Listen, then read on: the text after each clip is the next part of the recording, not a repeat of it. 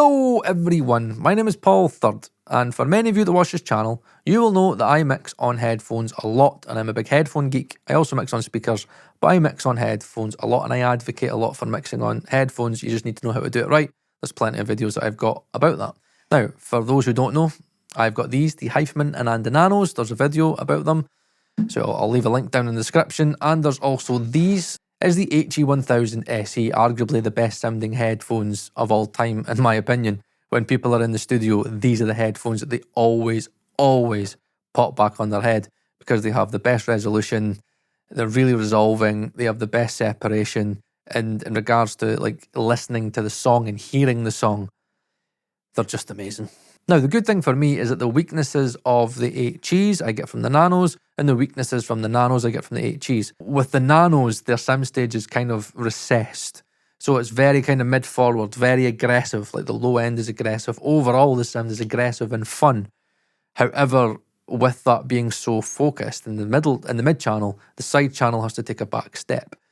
And I find that the Nanos can sound very dry, because you've got less of a side image, and when you mix on them, even with references, you always do tend to kind of make them sound wide. And if you stick that on other monitoring, you'll find that, oh, the side image is too much, which is why I only use them for the center image. So I always advise them for drums, bass, vocals, right? You get your center image sorted, and then you could mix on like a pair of headphones that tell you everything in the sound stage. A combination of both, happy days. And that combination is the HE1000 SE, which, as I said earlier, are arguably the best for soundstage. Now, there is a video that I made a couple of weeks ago talking about my entire workflow process, which includes portably mixing, and you can find the reasons as to why that is. Now, I have been using the Hifiman and the Nanos. I have been taking them out with me. However, I find myself falling into the same trap, which is that I keep on trying to do the full mix with the Nanos, even though I know that I always struggle with the soundstage.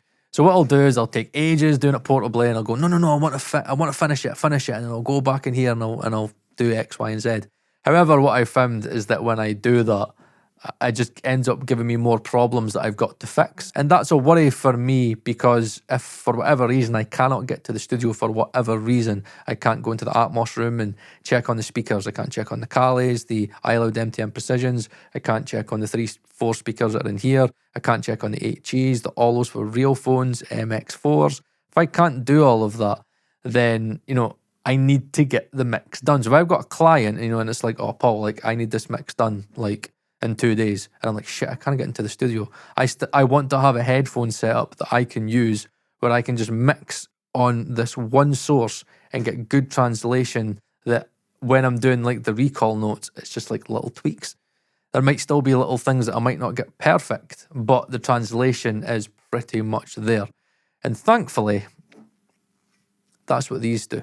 These, in my opinion, are the best that Hifiman can do at sounding like a pair of speakers. Not as good as Dan Clark's Stealth. You know, Dan Clark's Stealth is £5,000 and they genuinely sound like speakers in a room.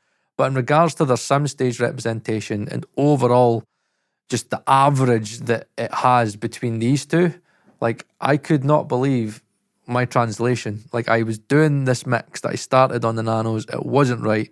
I did it on the podcast, so if you're interested, go to the Working Audio Tools podcast.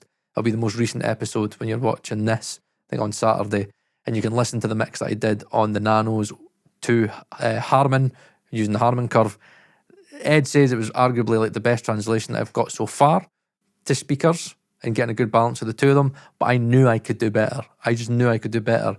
And after I did the mix with these to Emre Çelik's Engineer curve that I can't talk about, hopefully we'll be able to talk about it at some point. But these to Emre Çelik's Engineer target, my word, the translation was just there. What the ARIA Organics do really well is just giving you a realistic impression of how a mix should sound. It's not got the overly aggressive low end of the Nanos, which is very good for, you know, hearing all the details in your low end, but it gives you a realistic level of where your kicks and your low end should sound. Snare levels are right. Vocal levels are right. The soundstage isn't as wide and as detailed and doesn't give you the separation of the HEs There's been people online that have said that, oh, the ARIA Organics are very similar to the HE1000 SEs. No, they're not. No, fucking get your ears tested. Absolutely not. They're wider than the Nanos. However, I can trust the SimStage decisions. When I did the mix on the ARIA Organics, I wasn't second guessing. It was like the HEs. I mean, I couldn't hear the absolute detail that the HEs give you in terms of the reverb tails and just the pure separation in regards to panning. But, it was like working on a pair of speakers. I always feel that the HEs are better than working on a pair of speakers because I can hear everything in the SimStage, every nuance of panning, where those are just like working on a pair of speakers. And in regards to like what kind of pair of speakers they may sound like, when Ed was down here, when he visited me in Scotland, we were going through all the headphones and he liked these the best. Well, he liked the Nanos for the slam, but he liked these as like an overall, average of everything. And he's even got the Audeze MX4s as well, as I do, which again will be a video on that as well. But for him, he felt that they sounded very much like his Amphions. I was quite taken aback. I was like, really? He's like, mate, these sound very Amphion-like. And if we think about, how Amphions are viewed in the modern day for mixing, they are classed as like your modern day like translation kings. So many people mix on Amphions because they translate really, really, really well. And from what I have experienced myself, these translate really, really, really well. If you want to hear the final mix that I did, go to taysimstudio.com. There's a song called Illusia or Alicia. I don't know how to say it. It's basically a multi-track that you can get from Produce Like a Pro. I think it's free. I think they done like a video with Illusia stuff, and the guy wrote a song, blah blah blah blah blah. So you might be able to mix it yourself. However, it's a very, very, very, very difficult multi-track. Me and Ed struggled a lot because it's very, very busy. And in the Nanos, I tried to make it work. I tried to use their original drum kit, and I tried to make everything work to the best that the Nanos could do. But with all the synths and all the guitars, and oh my god, it was just a clusterfuck. I got it sounding decent, but with these, I was just able to take it that step further. When I had these on, I just was like, right, okay, I know what I need to do in the SimStage with the Nanos. The Nanos are too wide. They're just too wide, right? Let's just take off all the stage one width. Right, let's just focus on the width. Ah, look, unbelievable. Like, I don't need to overlay widen thing. I can just kind of use like my panning and stay within the 0 to 100 left and right. I can just stay within the lane. When I went to Ozone at the end of the mix and I'd done the fucking calculate the AI thing, the frequency response it was giving me was just a little bit of low boost and a little bit of top boost, which is like a default thing it always does.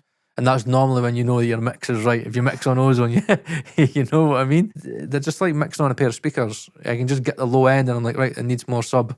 How much sub? There. Okay. How much click in the kick? Right. How much like mid bass, low mids in the kick?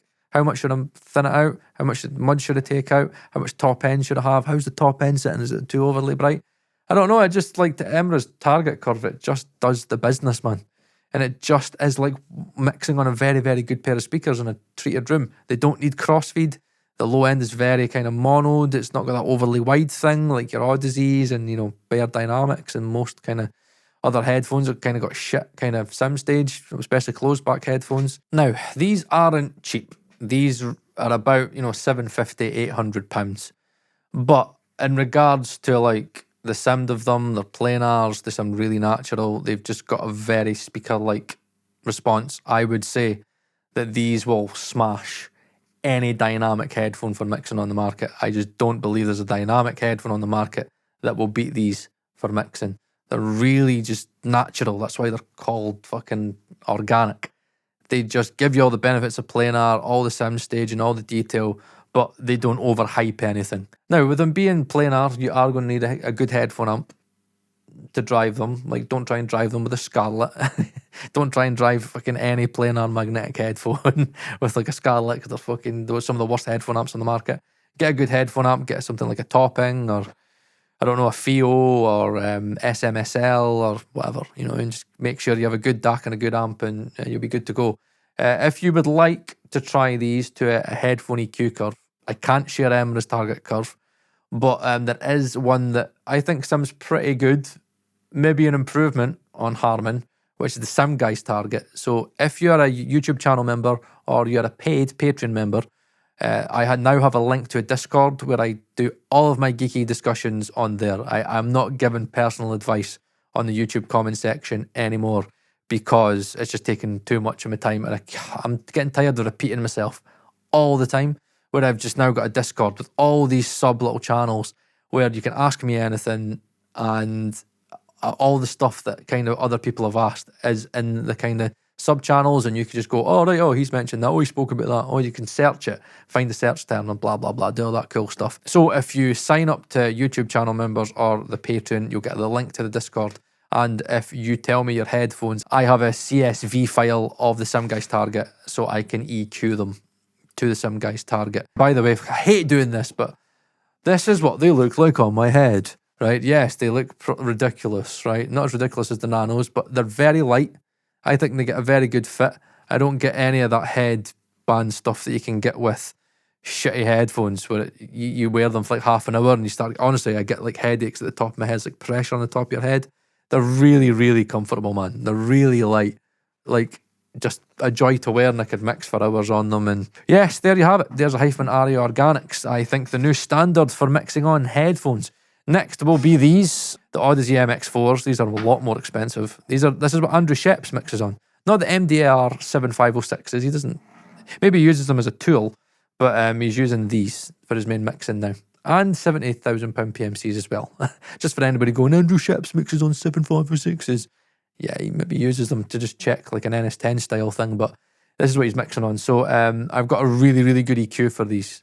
It's the engineer curve again, and Emra's just knocked out of the park with these. I had to use topping tune to get it to Emra's target, but yeah, these have got a very, very, very different sound to Hifiman's, which is a good thing. I've done a few kind of mixes and checked on them, like I did a Roses mix. It was an SSL multi-track. That's on my channel, and I used that for the doof doof, the kind of low mid of the snare, and it translated like fucking perfect. And yeah, I get kind of decent translation with them, but I need to do a little bit more digging with them and do a little bit more mixing on them. So next will be the MX4s, and then it'll be between, you know, MX4s and ARIA Organics, between what I would recommend for the perfect average headphone for, if you can only mix on one pair of headphones, you know, it would be those. So yeah, there you have it. Rambled again. My name is Paul Third. I take ages to make videos. Nothing is scripted. Sorry, I waffle, but, you know, if you watch us, you watch us. If you stick around, you stick around. Get it up as if you don't. My name's Paul. My name's Paul Third. I hate everybody. Bye-bye.